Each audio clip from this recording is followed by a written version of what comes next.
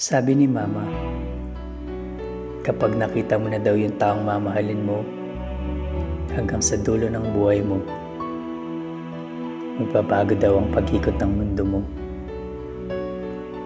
Mag-iiba ang bawat patak ng ulan. Magbabago ang tunog ng hangin. Magliliwanag ang buhay na matagal nang nabalot sa kadiliman. Pero, paano ba malalaman na yung taong mahal mo siya nang mamahalin mo hanggang sa dulo ng mundo? Alam mo, gets ko kagad. Ano na-gets mo? Ikaw. Ako? Ikaw. Kaya kaya ng rin at kahit anak ka lang ng caretaker niya.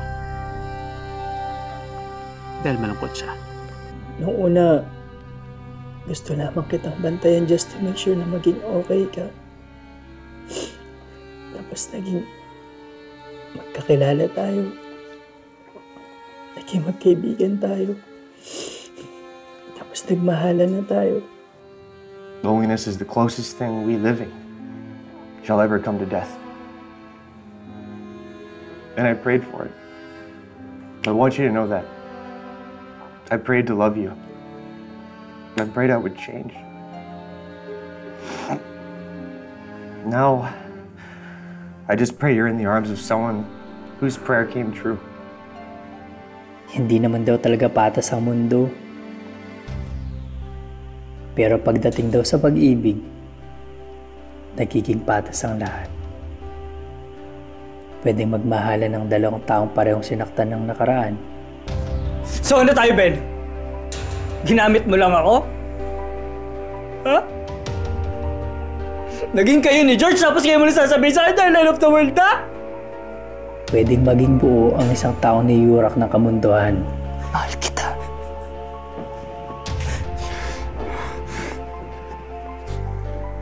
Pwedeng magtagpo ang mahirap at mayaman sa panahon ng kalungkutan.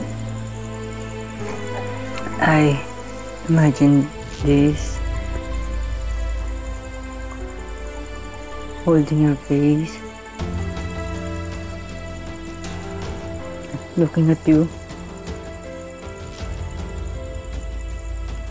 And then,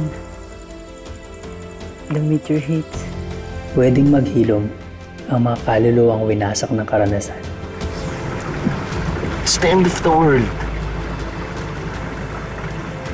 Mas pipiliin mo pa bang nasa liyap ka? Right here with me.